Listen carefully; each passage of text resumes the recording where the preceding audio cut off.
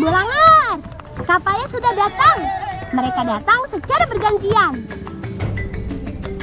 Kapal ini baru pulang setelah bermalam di laut untuk mencari ikan yang banyak. Makanya dalam satu kapal lebih dari satu orang nelayan. Mereka pulang setiap jam 7 pagi. Oh iya, aku dan kawanku sedang berada di pelabuhan perikanan Pantai Tawang, Kabupaten Kendal, Jawa Tengah. Setelah kapal bersandar, para nelayan bergegas membawa hasil tangkapannya ke TPI atau tempat pelelangan ikan tawang. Lokasinya tidak jauh dari sini. Kesibukan seperti ini hampir setiap hari dilakukan selama cuacanya bagus, Bulangers. Satu persatu, ember yang berisi ikan dan hasil laut lainnya datang memenuhi TPI. Seperti inilah tempat pelelangan ikan tawang. Hasil tangkapan biasanya ditata di lantai dan dikelompokkan. Tempat ini membantu nelayan menjual hasil tangkapannya secara cepat. Melalui proses tawar-menawar sampai harganya disepakati bersama antara penjual dan pembeli atau disebut dengan lelang. Pembelinya nggak hanya dari daerah setempat loh, ada juga yang berasal dari tempat lain, terutama dari daerah pegunungan. Bulangers, ada yang tahu Pindang Ikan? Desa Pindang Ikan berada di Tambaksari, Kecamatan Rowosari, Kendal. Desa ini terkenal sebagai sentra pindang ikan yang sudah turun-temurun. Walaupun menggunakan garam, tapi berbeda dengan ikan asin ya. Selain mengawetkan, Pindang juga mengolah ikan dengan teknik perebusan. Bulangers, jadi jenis ikan untuk ikan yang dipindang adalah ikan tongkol, Bulangers. Nah, langkah yang pertama adalah ikan tongkolnya itu dicuci dulu, Bulangers, supaya bersih. Terus habis itu dibungkus sama koran, Bulangers. Kenapa pakai koran? Karena kertas koran itu tidak mudah hancur. Ikan tongkol punya protein tinggi dan memiliki tekstur daging yang keras. Jadi banyak yang suka deh.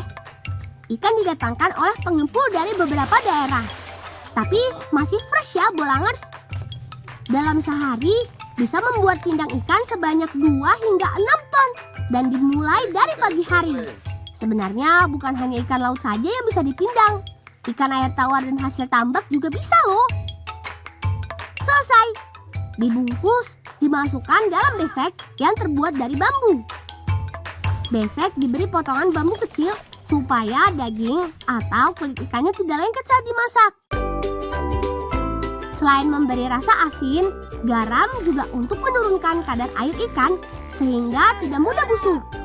Garam yang digunakan adalah garam kristal karena lebih unggul dibanding garam yodium biasa. Besek disusun hingga 5 tumpuk supaya sekali rebus bisa langsung banyak.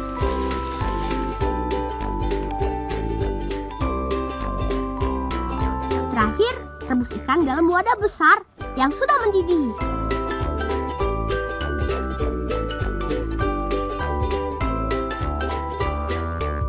Perebusan menggunakan api yang besar dengan bahan bakar kayu tertentu.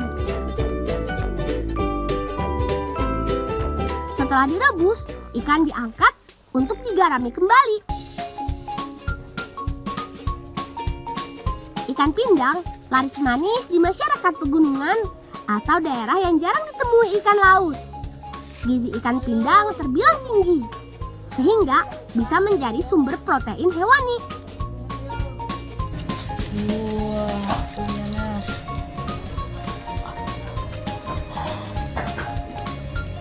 Kita coba, Bulangers. Rasanya ada asin-asin, terus ada gurih-gurihnya juga, Bulangers. Enak, Bang. Enak ya? Enak ya? Bulangers, ikan pindang ini dijual di pasar sekitar 20 sampai 50 ribu, tergantung besar kecil ikannya. Lang, krono awakmu wis ngerangi Pak Lek, iki tak kei iwak kanggo aku yo, Lang. Matur suwun nggih, Pak. Nggih, nggih. Ya, Pak. Asik. Kami dikasih oleh-oleh pindang ikan oleh paman.